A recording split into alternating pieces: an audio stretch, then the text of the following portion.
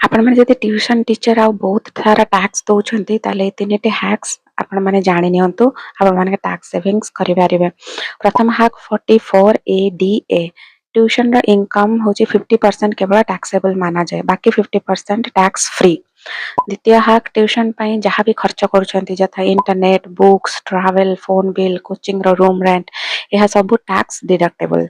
तृतीय हैक होची हितनेट section eighty C 1.5 lakh टंका पर्यंत डिडक्शन एटीडी हेल्थ इंश्योरेंस 25 ରୁ 50,000 पर्यंत deduction NPS eighty C C D 1B extra 50,000 deduction.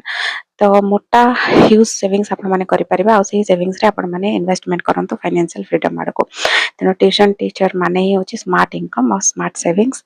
आपण माने यदि ट्यूशन टीचर ताले को हैक्स फॉलो करछंती कमेंट करि जणांतु। एबळे फाइनेंशियल टिप्स पे मो चैनल रूपी रहस्य को सब्सक्राइब करंतु।